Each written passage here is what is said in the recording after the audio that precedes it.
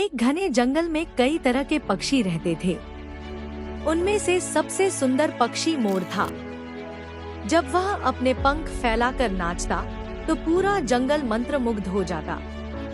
उसकी चमकीली हरी नीली पूंछ को देखकर सभी पक्षी उसकी प्रशंसा करते थे। इसी जंगल में एक कौआ भी रहता था। वह पूरी तरह काला था और उसकी आवाज कर्कश थी। मोर की सुंदरता देखकर उसके मन में जलन होने लगी। वह सोचता, मैं भी उड़ सकता हूँ, मैं भी बुद्धिमान हूँ, फिर लोग मेरी तारीफ क्यों नहीं करते? क्यों सब सिर्फ मोर को पसंद करते हैं? कौए की यह जलन धीरे धीरे बढ़ने लगी। वह हमेशा उदास और चिड़चिड़ा रहने लगा। एक दिन उसने सोचा, अगर मैं भी सुंदर बन जाऊं, तो सब मेरी तारीफ करेंगे। अब उसने एक योजना बनाई।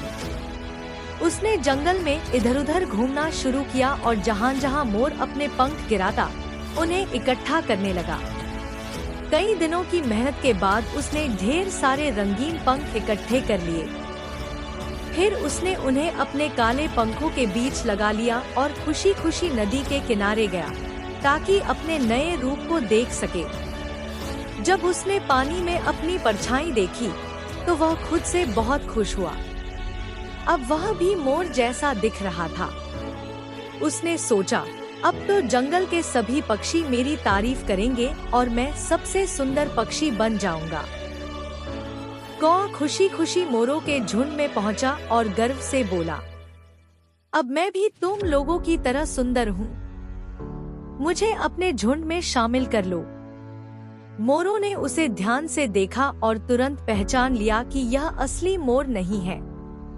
उन्होंने हंसते हुए कहा, तुम हमारी तरह दिखने की कोशिश कर सकते हो, लेकिन असली पहचान छिप नहीं सकती। चाहे तुम हमारे पंख लगा लो, लेकिन तुम कभी मोर नहीं बन सकते।